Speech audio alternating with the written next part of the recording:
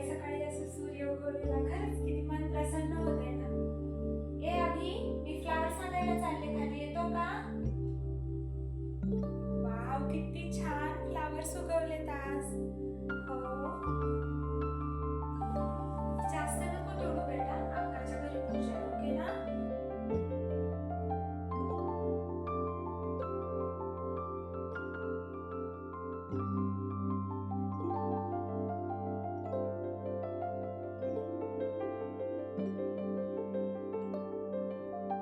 Good morning everyone, welcome to my channel.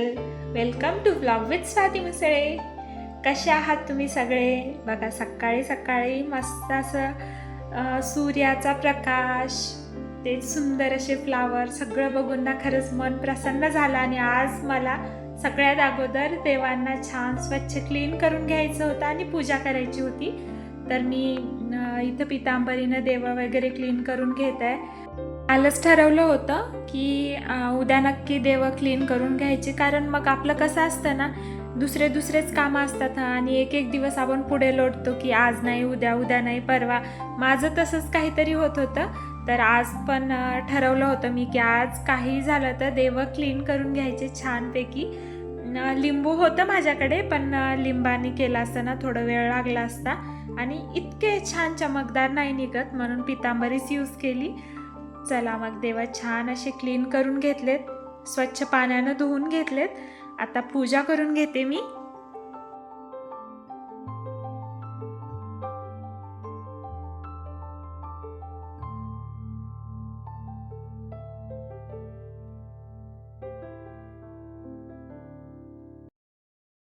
Krishna पण बघा किती छान स्वच्छ निघलेत आज. खूप वेळ लागला मला देवं क्लीन करायला, कारण खरंच बऱ्याच दिवसापासून हात लागत नव्हता. आणि या अगोदर एकदा मी केले क्लीन, पण तेव्हा वर केले होते. आणि महादेवाची पिंडसुद्धा मी आतमध्येच ठेवते, कारण ना इथे एवढे माकडं आहेत. ते मग पिंडीवर जाऊन बसणं किंवा ते पाडणं, तुळशीवर हे खराब करणं की इकडं तिकडं, म्हणजे ते त्यांचं तसंच चाललेलं असतं. आलं की ते 1 घंटाभर तर इथून जातच नाहीत. काहीतरी त्यांचा खेळ चाललेला असतं. मग देवा वगैरे इकडं तिकडं पाडतात, म्हणून मी आतमध्येच आणून ठेवते. तर छानपैकी चंदन कुंकू वगैरे लावून घेते मी. सकाळी उठलं की सकाळचे सगळे कामं आवरून अंघोळ पूजा आधी झाली ना खरंच खूप छान वाटतं.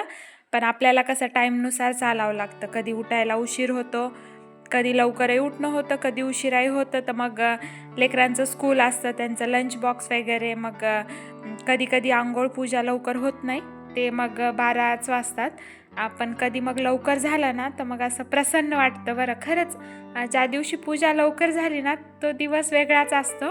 आणि ज्या दिवशी मग उशीर झाला, एकदम खूप उशीर झाला ना, मग त्या टाईमला असं मनही होत नाही की पूजा करावं, म्हणून करावं तर लागती, पण होतं तसं कधी कधी. तर छानपैकी कृष्णाला माळ वगैरे घातली मी. असं मस्त मोरपंख आहे, हे कॅप म्हणजे पगडी मीच बनवलेली आहे, तर मोरपंखवर लावलेला आहे. मागे ना माझा दिवा सारखा शांतच होत होता. कसं काय होत आहे ते पण कळत नव्हतं. मग नंतर लक्षात आलं, जे आम्ही घरी तेल वापरतो ना, जे शेंगांचं तिळाचं तेल गाळलेलं असतं, तर तेच तेल टाकणं चालू होतं दिव्यासाठी. आणि तो दिवा काय 10-15 मिनिट थांबायचा आणि शांत व्हायचं, आणि तेल जशाला तसं राहायचं. मग काही दिवसाला लक्षात आलं की हां, हे घरचं तेल आहे बहुतेक, म्हणून जळत नसेल. मग असं दुसरंच देवाचंच तेल आणून ठेवलंय आणि आता मग तेच दिव्याला वापरतो आम्ही. तर सकाळी एकदा दिवा लावला ना, म्हणजे अखंड दुसऱ्या दिवशीपर्यंत राहतो तो. आणि तुम्ही बघू शकता माझा दिवा पण मोठा आहे. यांना वाटतं की दिवा 24 तास घरात चालू राहावा, म्हणून तेवढा असा नियम काही नाही. शांत झाला तर होतोही एका दिवस, पण मॅक्झिमम दिवा जास्त वेळ चालतो आमच्या घरी. तर इथे तेल टाकून मी दिवा लावून घेते आता.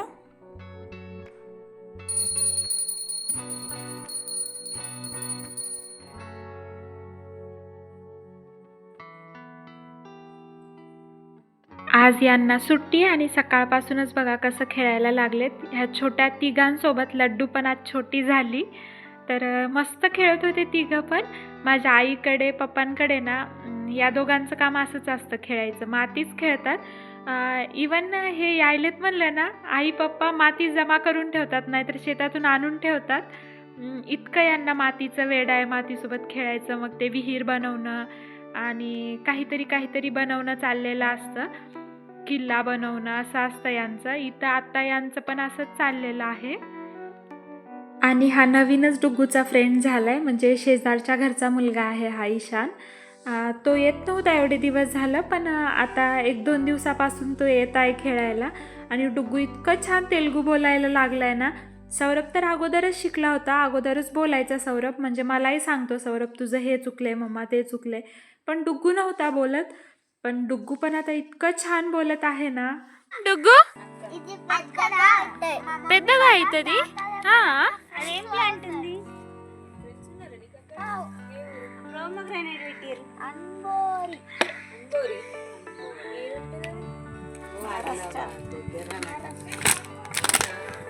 ఓ మొత్తం పోతాయి. ఇషాన్ పెడుతున్నావు మమ్మీ? Chicken రత్తడి video. ఆ లడ్డు ఏం అది? ఇది ఆలింగం. శివలింగం. శివలింగం. Super super. పెడుతున్నావు మమ్మీ?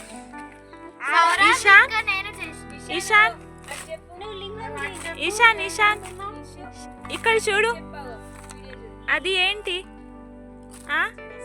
ఏం చేస్తున్నావు అది? ప్లాంట్ పెడుతున్నా. అబ్బో, అదే హ్యాండ్స్ చూడు ఎట్లా చేస్తున్నాడు.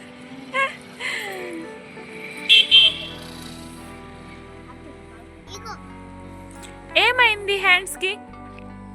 అమ్మో ईशान నువ్వు చూ. अबो सौरभ, अंधपुरीला खेळताव तशी आठवणी आल्या का आता? काय वाटायले अंधपुरीला खेळायला वाटायले? अंधपुरीला असंच खेळतो का? पण कोण असते तिथं फ्रेंड्स? आरू बेस्ट फ्रेंड.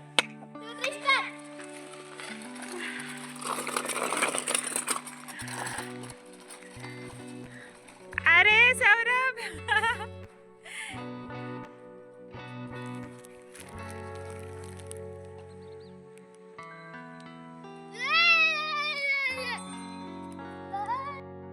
आपल्या घरची तुळस भरभरून असली ना छान वाटतं. माझी तुळस कंप्लीट अशी ड्राय वाटत होती आणि त्याचे पानं आहे ना एकदम काळे काळे पडले होते आणि त्याच्यावर असं पांढरं पांढरं काहीतरी किडे वगैरे लागल्यासारखं वाटत होतं. तर तेच अक्का बोलल्या होत्या मला की इथं तुळस आहेत माझ्याकडे 2-3, तू घेऊन लाव म्हणून. ఇది ఒకటి మళ్ళీ ఇక్కడ ఉంది, ఇది ఒకటి, రెండు. కొంచెం వాటర్ తీసుకురా. या पण तुळशी इतक्या फ्रेश अशा नव्हत्या, म्हणजे नाजूक अशा आत्ताच ग्रो झालेल्या अशा नव्हत्या. बऱ्याच दिवसापासून बहुतेक आलेली तुळस होती. आता त्याच्यावरही थोडेसे असे पानं किड्यांनी खाल्लेलेच होते, पण म्हणलं आता लावून बघूया. वरती कुंडीत लावल्यावर काय माहीत, थोडं फ्रेश वाटली तर वाटेल, नाहीतर मग आलीच नाही तर शेवटी मग नर्सरीमधून आणून लावता येईल.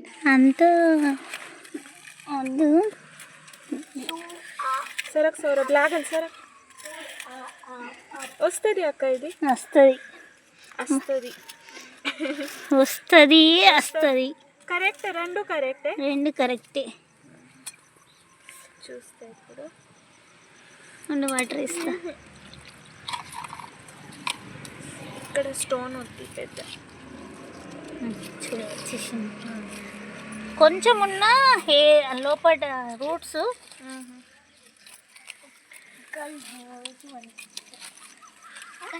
తులసి చెట్టు గుబురుగా ఉండాలి. అయితే మొత్తం డ్రై అయింది నాది. కట్టి ఉండద్దు. 2-3 పెట్టుడే, 2-3 పెట్టాలి. ఇప్పుడు వస్తుంది, చూపి ఆంటీ. ఇది లక్ష్మీ తులసి ఉంది నా దగ్గర ఉంది. అది కృష్ణ తులసి. దాలద్దు, హెల్ప్ చెయ్యు నాకు. సరే.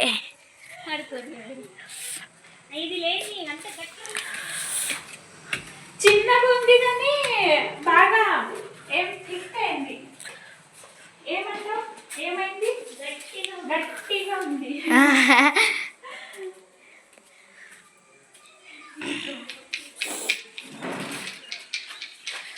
మొత్తం సెట్ చేసిన.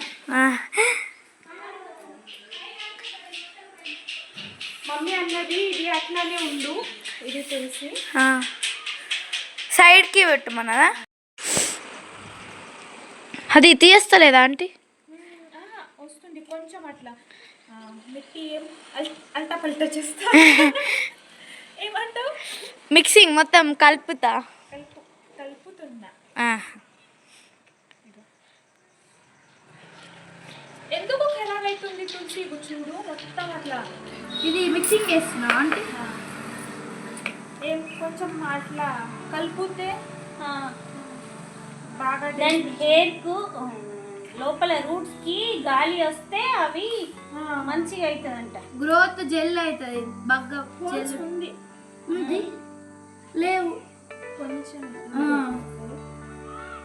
ఉంది ఉంది సరిపోతుంది చాలు. మళ్ళీ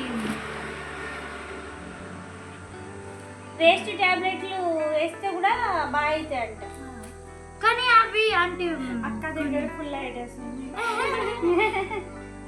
అంటే పూలు మేము కూడా యూట్యూబ్ ఛానల్ పెట్టుకున్నాం. వద్దు, అక్కది ఐడియా చాలా ఐడియా ఉంది కానీ అంత టైం లేదు.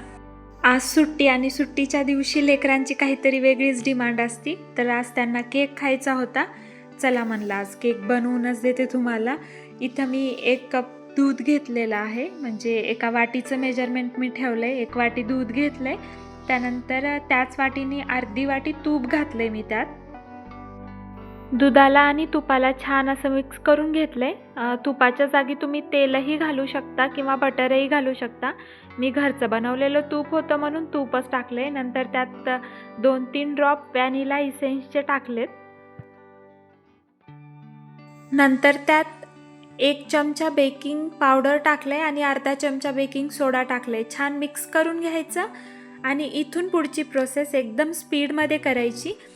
मी गव्हाच्याच पिठाचा केक बनवत होते म्हणून इथं 2 वाट्या गव्हाचं पीठ मी चाळून घेतलं आहे. आता हे जे मिक्सचर आहे त्याच्यात किती बसेल त्या हिशोबाने मी टाकणार आहे.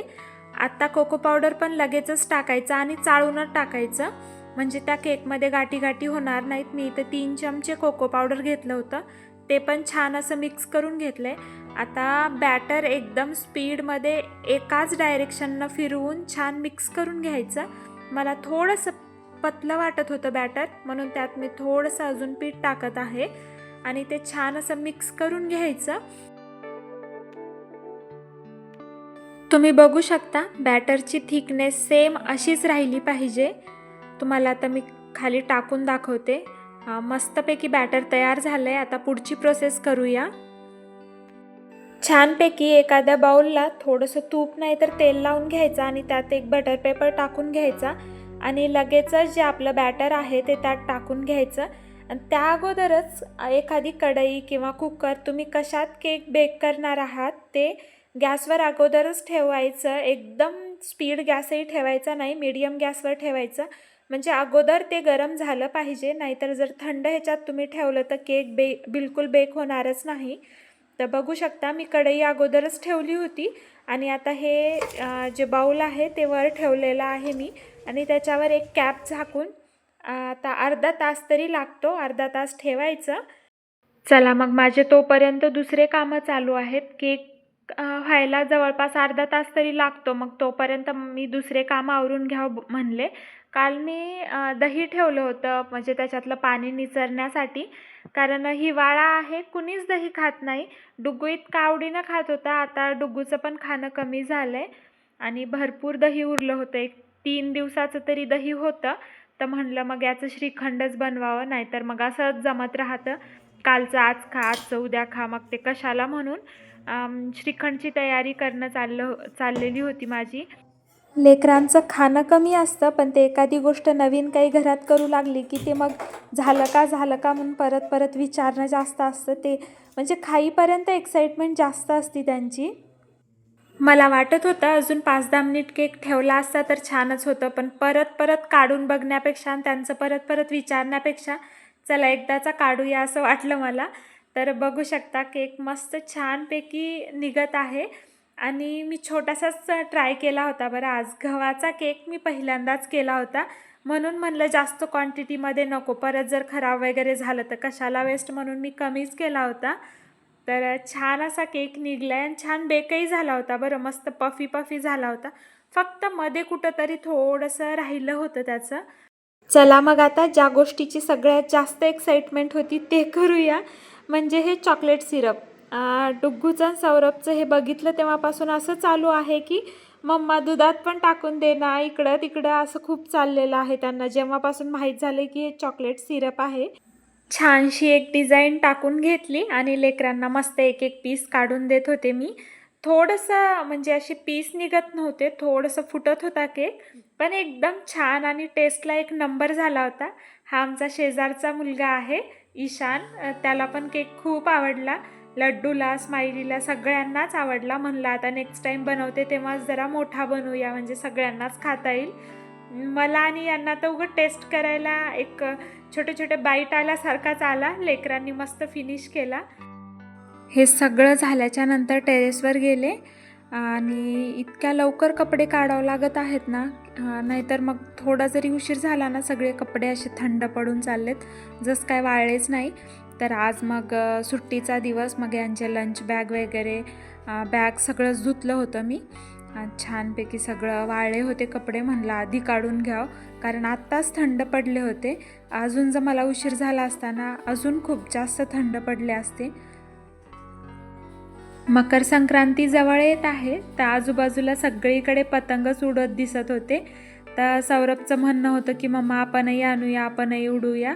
तर त्याला थोडं घुलवणं चालू होतं माझं की झालं आजचा तर दिवस गेला, संध्याकाळ होती आता, आता कधी उडवणार, नेक्स्ट सुट्टी जेव्हा येईल ना तेव्हा तुला आणून देते तेव्हा उडवशील, असं चाललेलं आमच्या दोघांचं.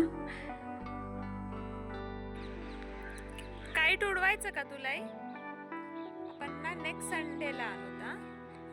या अगोदर बऱ्याचदा माझं सांगणं झालंय, पण परत तुम्ही बघा ना तो सूर्य किती छान दिसतोय मावळताना. तर इथलं ना सकाळचं आणि संध्याकाळचं वातावरण खूप भारी असतं. आणि हे झाडं नारळाचे नाहीत, पण नारळासारखेच दिसतात, म्हणजे मला तर वाटतात नारळासारखे. आणि जसं काय आता कोकणात असल्यासारखं फील होतं ह्या नारळाच्या झाडांना, त्या सूर्याला वगैरे बघितलं की एकदम छान वाटत होतं. बराच वेळ मी आणि सौरभ इथं थांबलो होतो. नाही नाही म्हणलं तरी आपल्याला एका दिवसात कितीतरी कामं होऊन जातात. तर बाकी सगळा आता दिवस असाच गेला. परत माझं तूप करायचं राहिलं होतं, तर तेही तूप करून घेतलं. यावेळेस ना मी थोडंसं लवकरच करायला घेतलं. दरवेळेस 8 ते 10 दिवसाची साय जमा केली ना मग करत असते, पण यावेळेस 5-6 दिवसाची साय थोडी छानच जमली होती. म्हणलं आता करून टाकावं, कशाला जास्त दिवस ठेवावं, म्हणून हातात घेतलं ते करायला. छान असं तूप कढवलं. आणि तुम्ही काय टाकता तुपात? कोणी लवंग टाकतं, कोणी इलायची टाकतं, कोणी आपल्या नागिलीचे म्हणजे खायची पानं टाकतात, कोणी तुळशीचे. माझं मॅक्झिमम जर दिवसा जर मी केलं ना तुळशीचे पानच टाकत असते, आणि जर रात्री मग तूप कढवलं ना लवंग वगैरे टाकते. आणि इथं डुग्गूचं बघा काय चाललेलं आहे, कोणतं तरी सॉन्ग लावलं होतं यांनी आणि त्याच्यावर त्याचं चालू होतं और एक बार. चला मग असा करते माझ्या व्हिडिओचा शेवट. व्हिडिओ आवडला असेल तर लाईक करा, शेअर करा, आणि हो खरंच तुम्ही चॅनलवर नवीन असाल तर सबस्क्राईब करायला विसरू नका. भेटूया अशाच एका नवीन व्हिडिओमध्ये, तोपर्यंत बाय.